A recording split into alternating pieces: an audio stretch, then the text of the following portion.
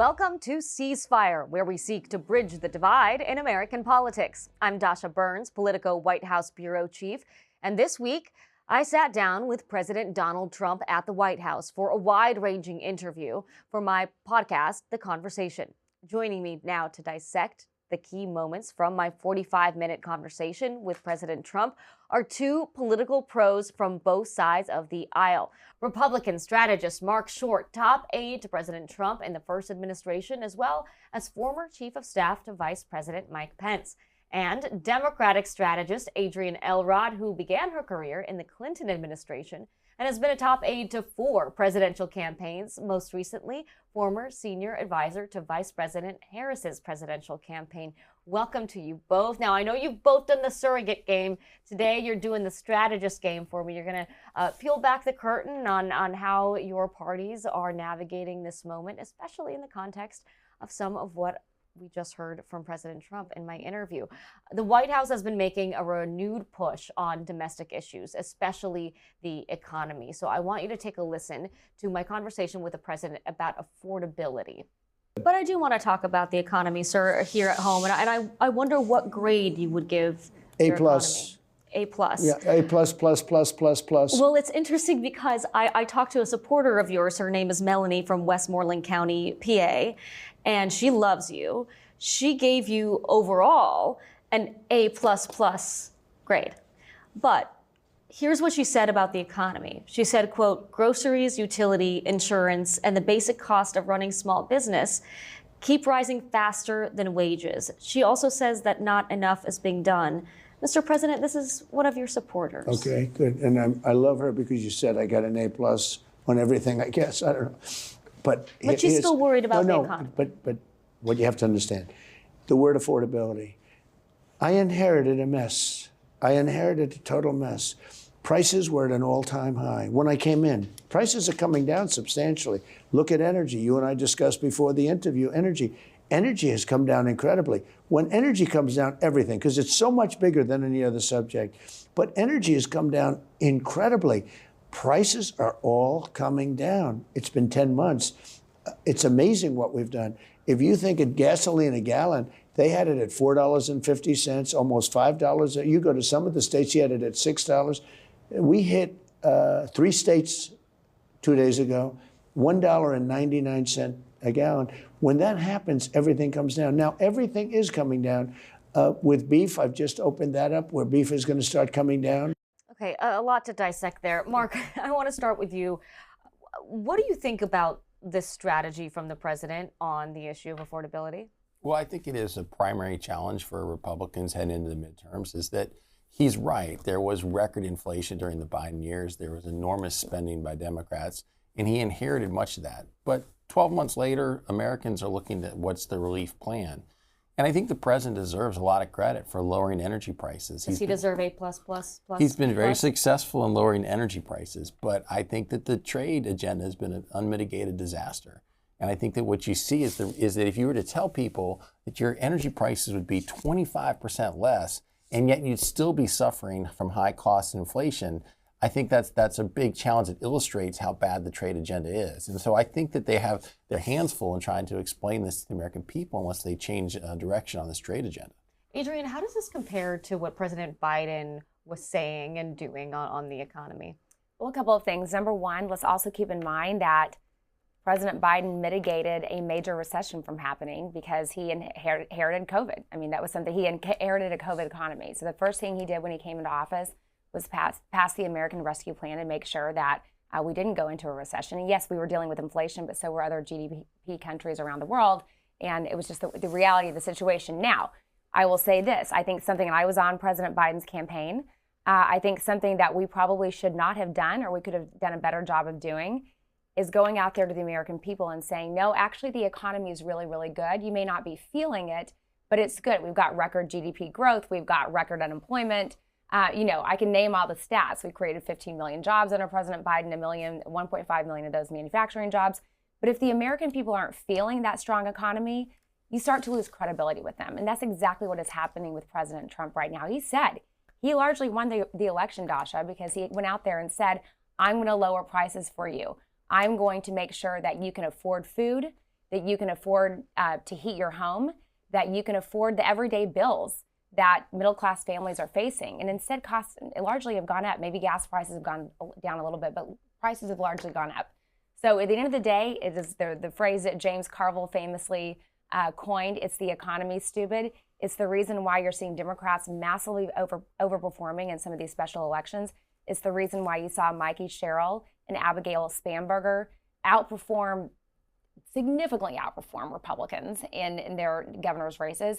And it's the reason why Democrats are going into the midterms next year with some wind at their backs, because we are winning the affordability discussion. And I think until Trump does something to try to lower costs, American families are going to side with Democrats. The midterms, Mark. I mean, the president is pretty committed to playing a huge role in the midterms. He wants to keep the House. The stakes are high for him, for his team, for his agenda. How does he do that with this messaging on the economy? What is your advice to him and to Republicans looking at next year? Well, let me go back to one thing that Adrienne said, even though it's called ceasefire. I think it's important to remind people that by the time that Joe Biden was sworn into office, all 3 vaccines were on the market. We were over the worst of COVID. They used it as a reason for all sorts of Democrat social program spending. That's what drove our inflation. I think for the president heading into the midterms, the challenge will continue to be the economy. I think his first administration was a great playbook of lowering taxes, deregulation, and the tariff agenda was targeted toward China. Right now, you have a tariff agenda that is basically worldwide on friend and foe alike, and it's driving up prices. And the regulatory agenda, Dasha, I think is different too. It was very deregulatory in the first administration, but now in the news, we even have this deal about Warner Brothers, and basically now the administration wants to step in, presumably because Jared's an investor in Paramount, and that I think is not the way the first administration would have approached these things. They would have allowed a lot of these transactions to move forward, which was good for the economy. What is your biggest concern? What keeps you up at night when you think about the midterm landscape for Republicans and the climate that they're going to be campaigning in? I think it's going to be a really steep climb, Dasha. The reality is that Americans like divided government. They don't want one party in control. Each time there's been one party in control, there's been a backlash. And so just like in the 2018 midterms, when Republicans had control of everything, Democrats had a big year. In 2022, when Democrats were in control of everything, Republicans had a big year. So I think you're going to see likely a Democrat year in the midterms. I think the question is, how do you mitigate that? And the reality is that so many of our House districts are drawn today to gerrymander for each side that there's fewer really districts that are really competitive. And potentially more that are going to be gerrymandered, right? And potentially more than be gerrymandered. So I do think there'll be a swing, but the question is, I remember being, to date myself, a Hill staffer in 2010 when after the Obamacare passage, there were 63 seats the Republicans picked up. I think it's hard to think you're going to have that kind of a swing, or even 40 in the 2018 midterms. But I still think that the margins, as tight as they are, of potentially 1 or 2 seats by that point, that you got to favor the Democrats in the midterms. So the problems for Republicans that Mark is talking about, Adrienne, how do Democrats capitalize on that? Well, look, I think in particular, I think Hakeem Jeffries has done a really good job so far of capitalizing this. And to an extent, Chuck Schumer, although his caucuses waver a little bit more than the House's. But, you have to draw the contrast, right? You have to show what you're fighting for. And this goes for both Republicans, and Mark's exactly right. I mean, when one party is in full control, the other party tends to, even if they just sat there on their laurels and did nothing, they would tend to benefit from that because Americans do like divided government. But I think in terms of capitalizing, I think several things. Number one, Democrats have done a good job of holding Republicans' feet to the fire on affordability, obviously on healthcare subsidies, which will, by the way, expire on January 1st. That's our next topic. We'll get to that, yep. Which obviously folds into the affordability argument.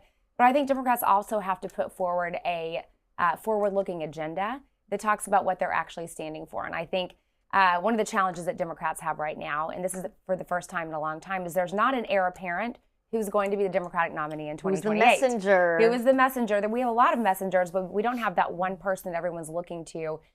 President Obama has taken sort of a step back, although he's still, I would argue, our party's leader in many respects. Which is kind of wild when you think about it. Which is kind of wild when you think about it. But I think that is the challenge for Democrats, is really laying out to the American people what they stand for. And I know that this is not the topic of today's show, but I do hope that we will have a robust primary in 27 for the Democratic nomination going to 2028, because I think Americans seeing a chorus of really a strong bench of Democrats going out there and articulating their vision will be very helpful to our party. We'll get there, Adrienne. Don't worry. I do first want to talk about this topic of health care. Consumers are feeling the squeeze on health care costs.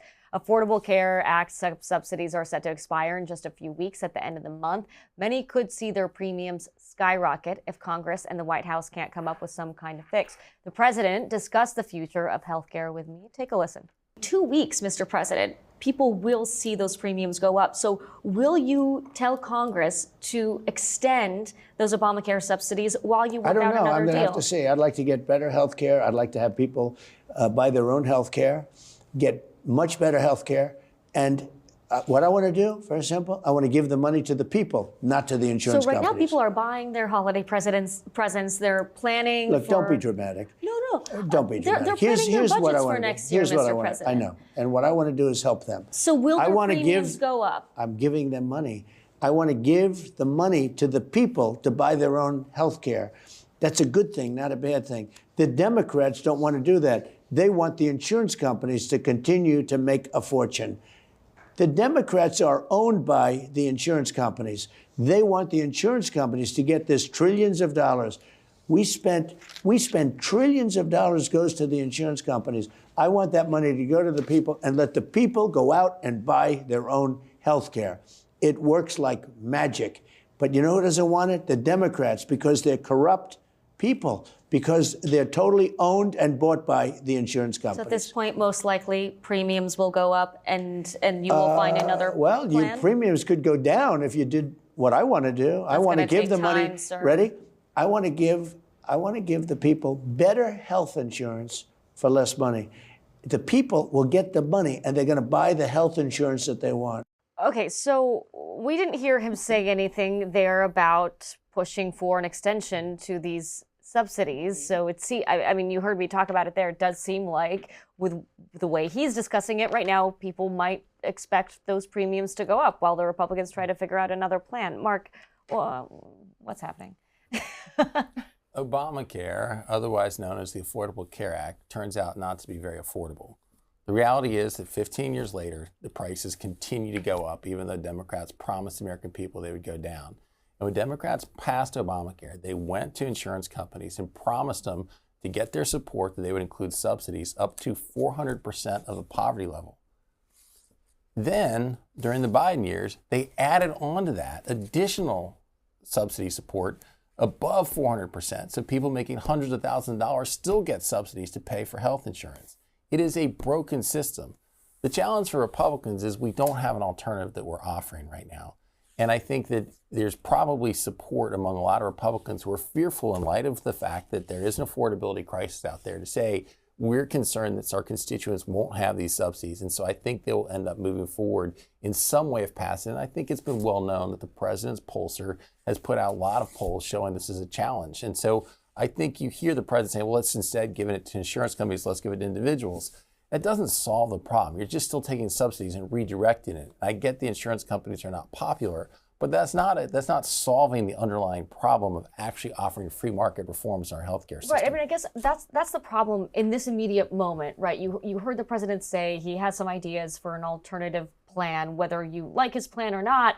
All of that is going to take time. Like, that's not going on the floor tomorrow, as far as I know. I mean, who knows, right? They could put something there, but right now, unless there is passage of something, premiums are going to go up. And how damaging could that be for Republicans? Well, I think it's hard to see how, as you said, they get something done before Christmas. I think that there's going to be Democrat votes that'll be shut down. There are going to be Republicans who offer alternatives that probably won't have sufficient votes. I suspect in the first quarter of next year, you'll come back and see legislation passed that provides retroactive subsidy support. I'm not supportive of that. Again, I feel like, if Republicans are just following the Democrat game of providing more and more subsidies, you're not actually fixing this healthcare crisis. And I think Obamacare has been a disaster. And that's what you're paying for today, is there were promises that it would lower insurance. There were promises it would lower healthcare costs. And it's not. Healthcare costs are out of control because you've socialized medicine in America. So, Adrienne, a lot of people would agree with some of Marc's points about whether Democrat Just or some? Republican. We'll get a poll check I even later. agree with some of his points. No, I think there are a ton of Americans, regardless of party, that say the healthcare system in this country is just not working for them. Democrats, during the shutdown, made healthcare a headline for weeks and weeks and weeks. Where do they go with it from here? Well, look, I think Marc just hit the nail on the head by making it clear that when January hits and those subsidies go up, I think that's when you're going to start to see both sides start to kind of figure out, especially Republicans who are in control, by the way, of the House and Senate and have all the power to make these decisions, come to the table and say, okay, we've got to do something about this. But here's a little bit of pushback to some of the things Marc said. Yes, do I think Obamacare, the ACA, Affordable Care Act, needs some reforms? Absolutely. I think 99.9% of Democrats would agree with that too. But it is popular with a lot of Americans who could not either get health care before Obamacare was passed, whether they had a pre-existing condition, whether health care access was just way beyond their means in terms of being able to afford it. But reforms do need to be made. I do think if Republicans really were earnestly wanting to make reforms, they would have tried that a long time before we got very close to the government shutting down. So the bottom line is this. We're going to go into January. Millions of Americans are going to see their health care premiums spike by 26 to 30%, some even higher. That is when I think you're going to see both sides come to the table. The pressure will be on, by the way, Democrats as well.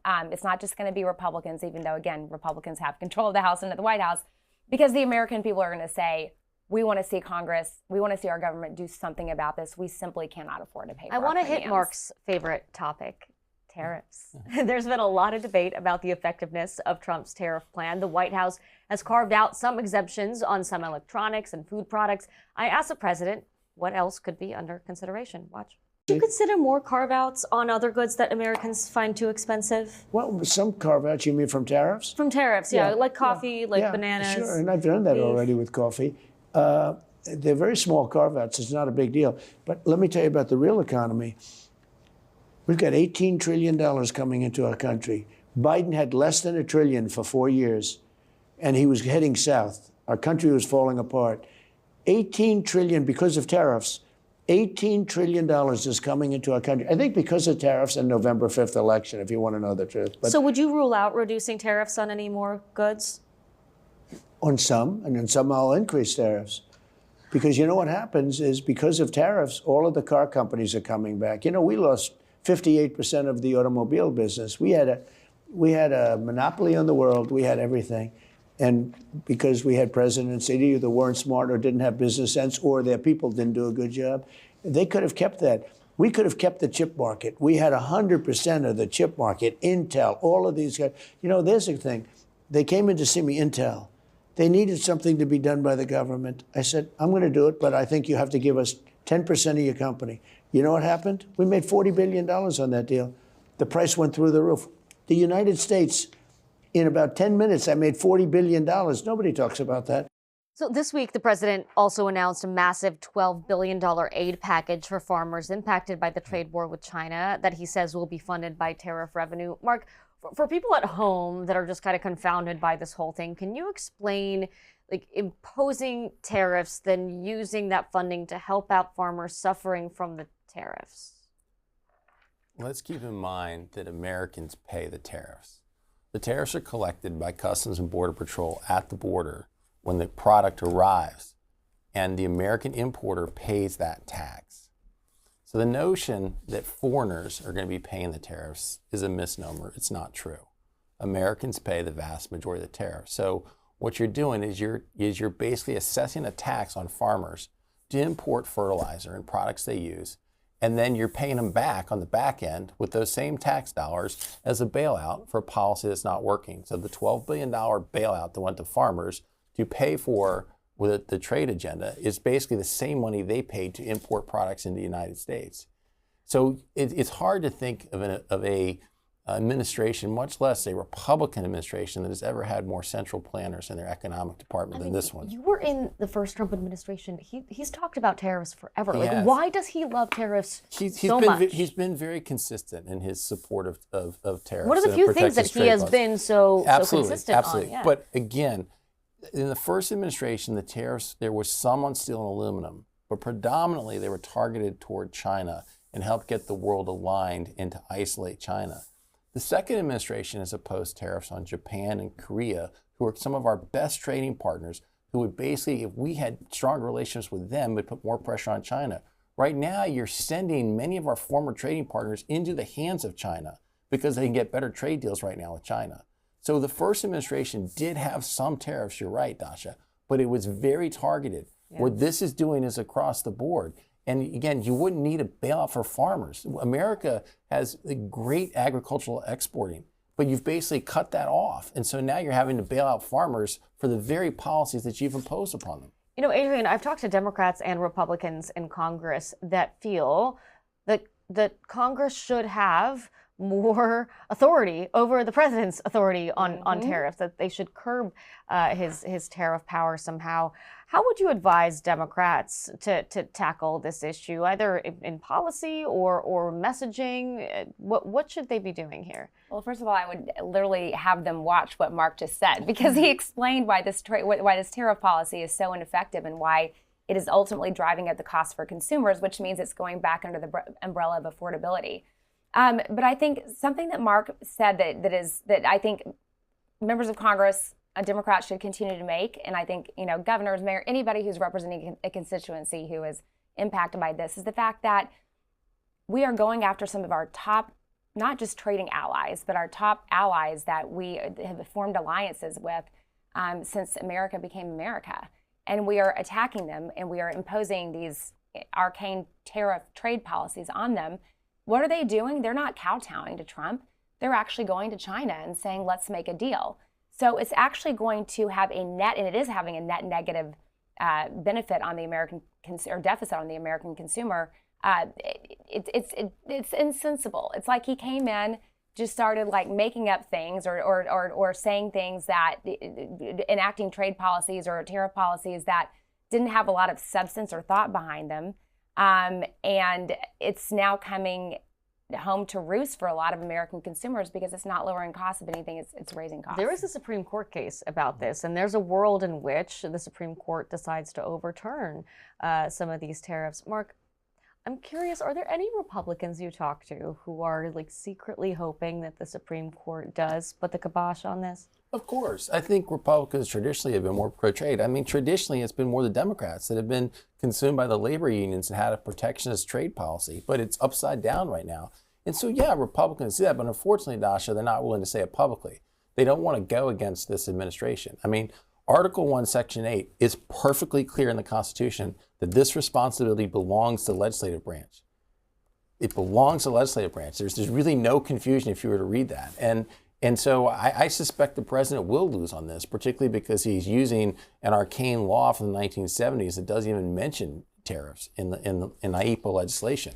And so I suspect he will, but the challenge is that there's so many other levers the president has that he will use. So it's not going to really deter his trade agenda. Right. He'll use Section 232, Section 122, Section 301 to continue to advance, a tariff agenda. But absolutely, there are plenty of Republicans in Congress who want to reclaim that authority, but they're unwilling to because they don't want to get on the wrong side of the president politically. I do want to turn to another story that's been in the headlines for really the last several weeks, which is Venezuela, particularly those boat strikes. Secretary of Defense Pete Hegseth says he was not in the room during a second U.S. strike on a boat in the Caribbean, but he does say that the right decision was made. The president weighed in on the controversy during our interview and gave me an assessment of what the video shows. I do want to talk about the boat strikes. The defense secretary, should he testify, Pete Hegseth, under oath before Congress about that controversial second strike on the alleged drug boat on September 2nd? I don't care if he does. He can if he wants. I don't care. Do you think he should? I don't care. I would say do it if you want, Pete. He's doing a great job. Have you watched the video? He was stopping. I watched everything, yeah. I watch everything. I see a lot of things. And do you believe that second strike was necessary? Well, it looked like they were trying to turn back over the boat, but I don't get involved in that. That's up to them. The admiral that did that is a highly respected, as you know, a highly respected man. And we save 25,000 people every time we knock out a boat. On average, they kill 25,000 Americans. So, I don't like doing that, but the drugs coming in through the sea are they're down by 92%. And I'm trying to figure out the 8%. Who are they?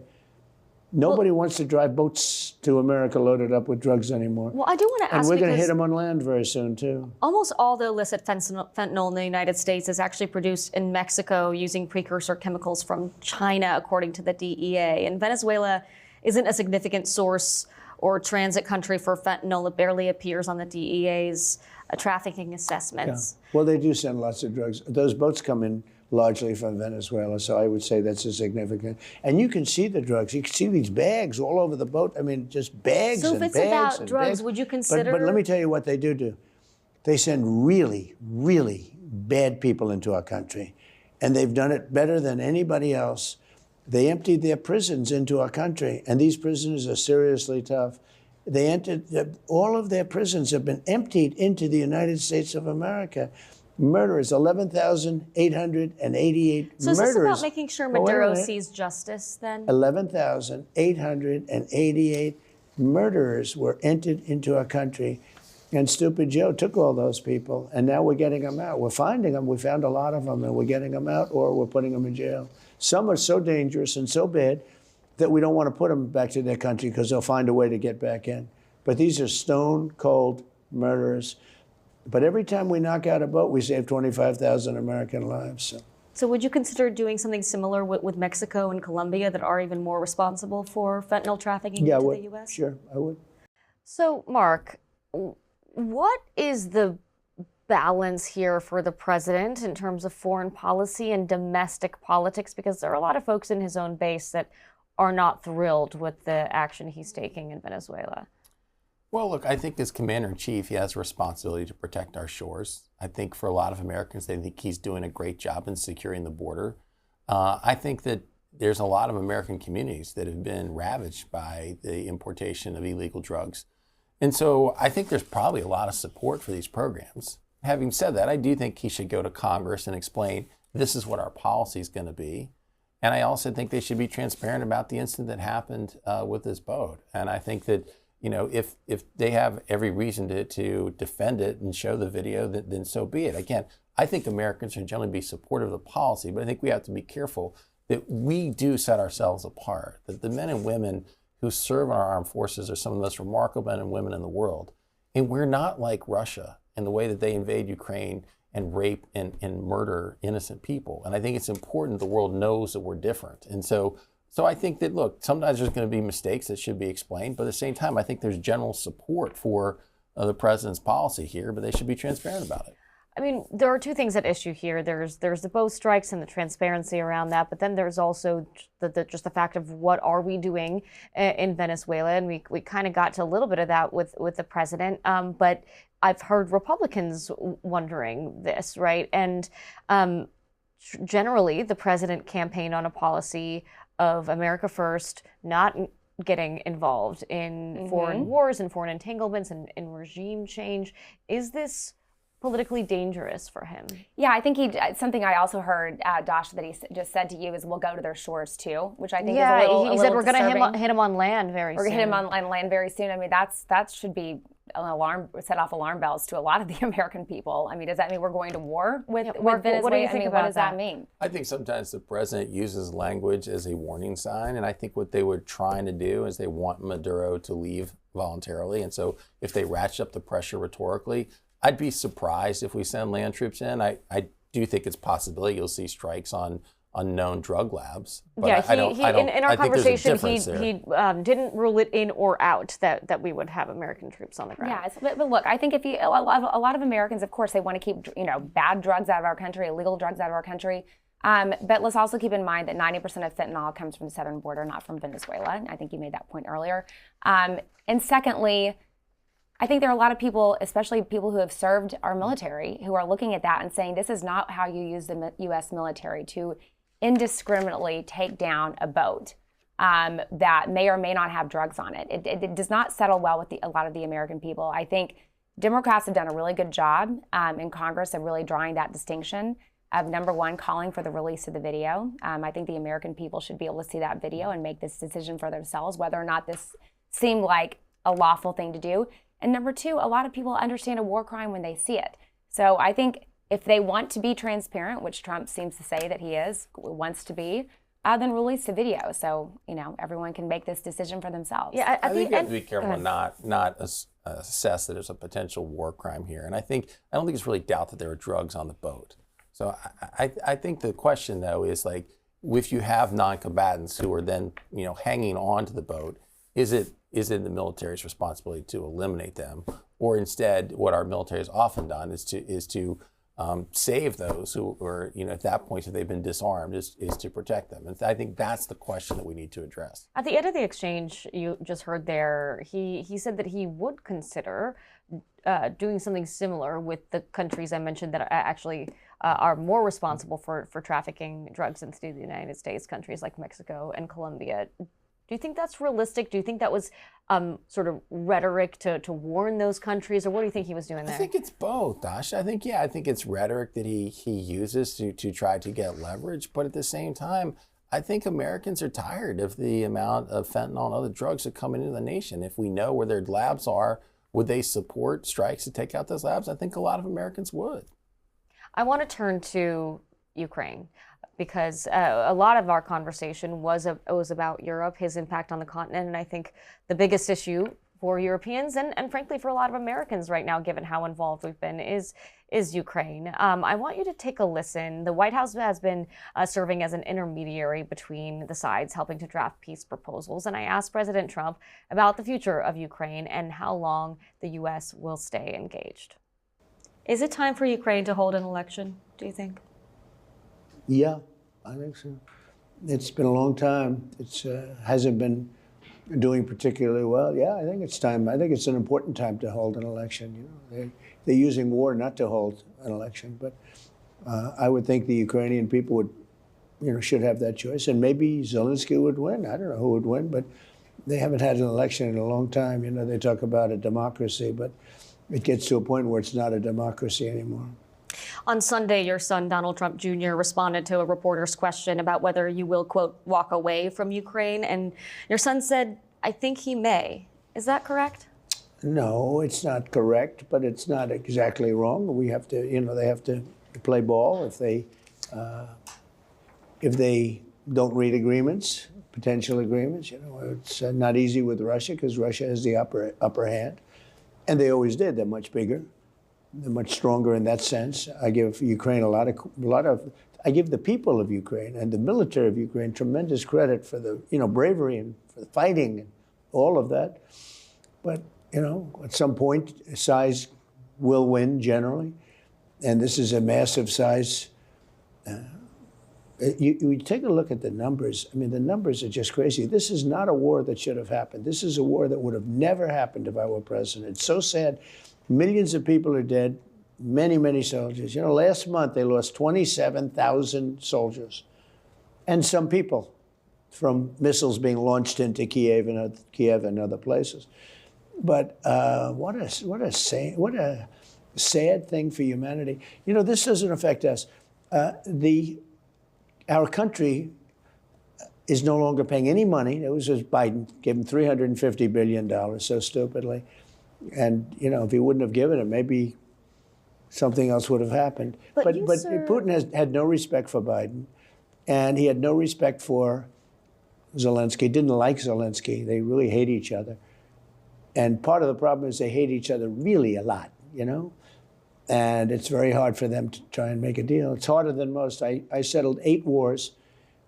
And I would have said this is the 9th. This would have been the easiest one I would have said, or one of the easier ones. I mean, I settled one that was going on for 36 years. I settled Pakistan and India. I settled so many wars. I'm very proud of it. And I do it pretty routinely, pretty easily. It's not hard for me to do. It's what I do. I make deals. This one is tough. One of the reasons is the level of hatred between Putin and Zelensky is tremendous. Adrienne, you told me when we were chatting earlier that you were pretty struck by this part of the interview and just how far the president went in his rhetoric on Ukraine. Yeah, I was surprised at how much he leaned into Russia. I mean, he's always sort of, we have certainly seen over the course of time that he tends to embrace dictators more so than presidents of democratic countries and nations. But I was really surprised to see how much he sort of leaned into maybe Russia's winning right now. Dasha, I just think we have to take a step back here and look at this from the 30,000-foot perspective, which is, I remember a time about 14 months ago when the President of the United States, who by the way his name was Joe Biden, always sided with the democracy over the dictator, the democracy leader over a dictator. We are literally seeing the president of the free world right now, kind of maybe one day he's pro-Ukraine, maybe the next day he's pro-Russia. It is incredibly dangerous. It is incredibly irresponsible. It should terrify every single American who believes in democracy, who believes that is what we stand for as a country. And that is one of the reasons why we are so proud to be Americans, because we live in a free country. We live under a democracy. So maybe this is, Mark can tell us because he worked in the administration, maybe this is part of Trump's negotiating tactic with Zelensky/Putin. I don't know. Maybe there's some underlying strategy to the way he approached that, but it felt very meandering. It felt like he wasn't quite sure what tack he should take. And again, I was really surprised and frankly extremely disturbed to see how much he leaned into Russia during his discussion with you. Mark, is this strategy? Is it art of the deal? What do you think about Adrienne's questions? I think it's disturbing to see sort of a moral equivalence between Zelensky and Putin. Vladimir Putin's a brutal dictator who has come across the line in aggression and stolen children from Ukraine and sold them. He's authorized the raping of women in the country. This is not a moral equivalence. There's one aggressor here. And the reality is that I think in the first administration, actually the president was very proud of the fact that he would talk about President Obama sending blankets to Ukraine and he sent Javelin missiles. He was proud of having defended Ukraine in the first administration. For a lot of people, the assumption was when Russia invaded Ukraine, the war would be over in 3 weeks. And here we are more than 3 years later. And they've never really been allowed to defend themselves. Even though Biden administration did send them weapons, there were strings attached to it. I don't know why we are not allowing, just providing the resources to Ukraine to defend themselves.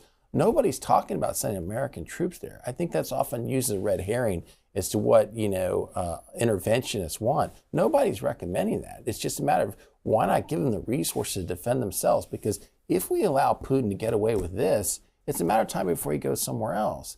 And it's not, we should remember that, since he's been dictator in Russia, he took Georgia during the Bush administration. Mm-hmm. He took Crimea during the Obama administration. He's now taken a large part of Ukraine. He's not going to stop. And if you reward him with this, it's going to keep going. What do you make of the president's call for Ukraine to hold an election? I think that Zelensky has actually been willing to do that on certain occasions. I think that polling continues to say Zelensky will be reelected. I don't have a problem with him calling for elections. I just wish we'd be supporting them and providing the resources to defend themselves. I mean, Adrienne, he brought up the idea there that maybe not, he could walk away.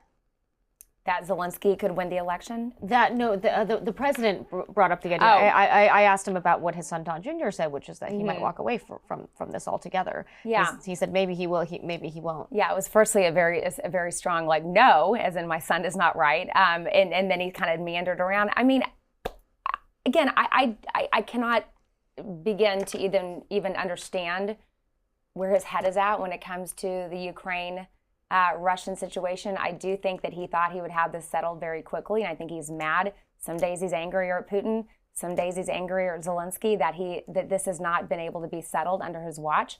As Mark said, though, this is something that a majority of Americans, it does not matter your political affiliation, a majority of Americans stand with Ukraine. And the fact that he has even sent his chief negotiator into Russia, that they were rumored to use a blueprint that Russia put together to sort of come to an agreement on this. It's incredibly disturbing. And the American people, it may not be an issue that drives the midterms, but it's certainly something that continues to add another demerit in Trump's corner. Well, it is a pretty major driving issue in Europe, though. I mean, the widespread consensus among Europeans is that they want to see Ukraine supported in this. They want Ukraine to win the war. Just before my interview with the president, the administration released this national security strategy document that was a pretty radical departure from how all of the predecessors have viewed the American and European relationship. I want to talk to you about the president and his language that he used about Europe, criticizing America's long-held allies. Take a look. You can imagine some leaders in Europe are a little freaked out by what your posture is, and European. No, they should be freaked out by what they're doing to their countries. They're destroying their countries. Well, European Council and President. they're people I like. Look, they're people I like. I get along with them. You know that.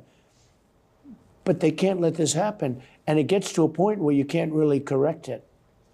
There'll be a point, and it's very close to that and point. what will that mean? It will mean that they're no longer going to be strong nations. Does that mean they won't be allies Or anymore? they'll be, well, it depends, it depends. They'll change their ideology, obviously, because the people coming in have a totally different ideology. But it's going to make them much weaker. They'll be much weaker, and they'll be much different. And what will that mean for our relationship look at with your mayor them? of London. He's a disaster. He's a disaster. He's got a totally different ideology of what he's supposed to have.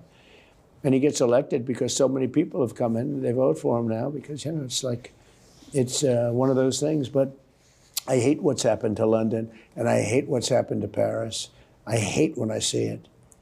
Sir, it's sometimes hard to tell when you say these things. Do you intend to send kind of a message of tough love to our allies to push them to make reforms? Or do you think that many of them are just weak and you don't really want to be allies with them? I think they're weak. But I also think that they want to be so politically correct. I think they don't know what to do. Europe doesn't know what to do. They don't know what to do on trade either. I mean, I look at a lot of the trade, situation that's going on over there. It's a little bit dangerous. But Europe, they want to be politically correct, and it makes them weak. That's what makes them weak. It sounds like you want to see some pretty massive changes. Well, I think they should get the people out that came into the country illegally.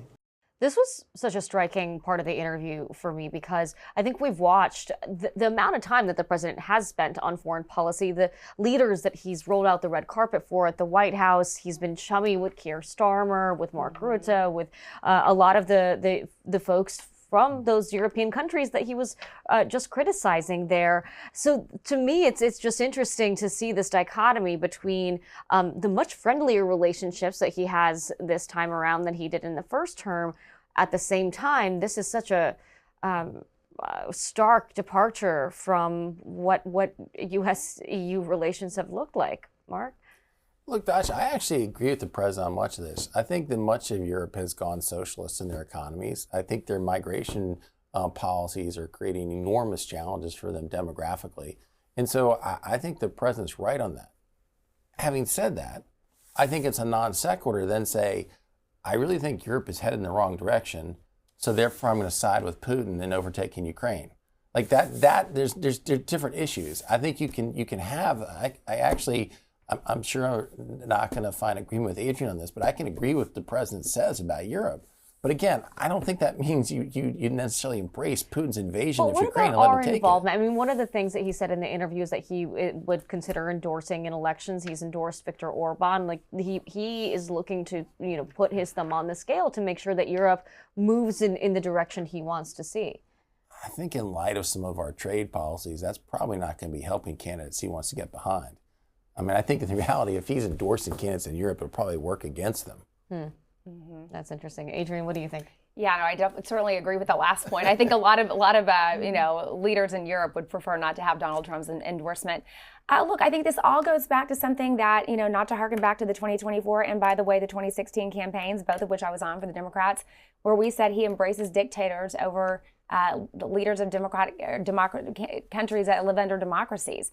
He loves dictators. He sees them as strong men. He sees them as strong, not weak. He thinks people that lead democracies in European countries in particular tend to be weak. That's just how he is. And I think you saw that play out. It's very dangerous. It certainly does not, put us in a good place with our allies. And it kind of goes back to the trade and tariff policy that Mark was talking about earlier about, a lot of these European countries, instead of trying to sit here and negotiate and get, kind of kicked around by President Trump, they're going to China and saying, let's make a deal with you. Adrienne, you mentioned 2028 earlier and the potential of a Democrat in the White House. Should a Democrat end up in the Oval, do you think that our relationships, given all of this in Europe, revert back to the way they were, or does this change things forever? Whether it's a Democrat or a Republican becomes the next president of the United States, is going to have a lot of work to do to repair our relationships with our allies. And Obviously I'm jumping way far ahead, but if I was advising either a Democratic incoming president or a Adrienne's Republican. like, listen up, guys, listen up. Listen up to everyone who's going to run. I would start doing the repair work ASAP, and that means during the transition period. We have so much work to do.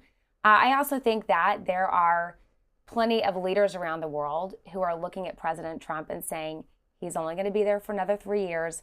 We've just got to get through this period. And we know that the United States will go back to, or we hope the United States will go back to a time where, our allies are respected by the sitting president of the United States. I am fascinated by the question of what happens after Trump. What happens to Democrats? What happens to Republicans? The president is obviously term limited. There's been a lot of speculation already about who will be the next GOP frontrunner and about how the MAGA movement survives after Trump is out of office. Let's take a listen to a final portion of our interview. The future of the Republican Party. Look, I watched you on all of your campaigns pull together, especially in this last one, an unprecedented coalition to win the presidency. You brought in so many new voters to the Republican Party. You chipped away at some of the core bases of the Democratic Party. Is there anyone else in the GOP that can energize the coalition the way you did? I hope so. I don't know. You never know until they're tested. It's like you jump in the water, you can swim or you can't. Some people can swim and some people can't. You never know. You have to see. I think we have a very good bench, I must tell. We have a lot of good people. We have a great cabinet. I have a really great cabinet. Better than my first cabinet. I had some very good people in my first cabinet, but this cabinet, I have much more experience. When I first came to Washington, it was interesting. I didn't know anything about any of the people. I was a very successful guy from New York City, real estate and other things. I mean, I had a great show and a lot of things, but basically real estate. And by the way, I'm fixing up the White House, making it beautiful. I'm doing a great ballroom that they've tried to do for 150 years and all of that stuff. But you never know. Your question's such an interesting question. You never really know until they get tested. I hope so. I mean, Marc, whether you agree with him, you disagree with him, you like him, you don't like him, he has completely changed the Republican Party. I mean, even the policy stuff that we're talking about now, we would never be talking about under another Republican president. What happens from here? Look, I think he's one of a kind. I don't think you can replicate him. I don't think there's going to be somebody succeeding the mantle of MAGA world the way that Donald Trump has. I think there'll be a robust effort inside the Republican Party about where our future belongs. And you're right, he brought in new voters to our party, in many cases, blue-collar voters across the Midwest. But all the times that I traveled on the campaign in 2016 and 2020, and probably attended 100 rallies altogether, I never heard those voters, plea to say, you know what, I really hope America has more state-owned enterprises. I really hope that we raise the minimum wage. I really hope that we have more involvement in our economy. I think there are a lot of Republicans who have misinterpreted what that vote was. I think it was a lot more cultural, that there was a backlash to the Obama years, that people wanted something different, and Trump had promised to go to Washington and rip it up. And I think there are a lot of Republicans instead saying Trump won that blue-collar vote because he embraced labor union economics, and that's where we need to go. And I think that that's a big mistake for our party if we're just trying to become Democrat light. And I think that there's going to be a much bigger, robust philosophical argument inside our party about what direction we go when we move past President Trump. I think there's a big philosophical argument and debate for Democrats too, right? I mean, Adrienne, the Democrats have spent so long figuring out how to respond to Trump, trying to resist Trump, basing messages off of what Trump is doing. How do Democrats navigate a post-Trump world? Well, I mean, look, I think you look, first of all, I think you look back to, I was on the Hillary's campaign in 2016. It was a very close election. It's not really worth, I think, unpacking that. She lost by 75,000 votes. We're not going there. We're not going there. We're not going there.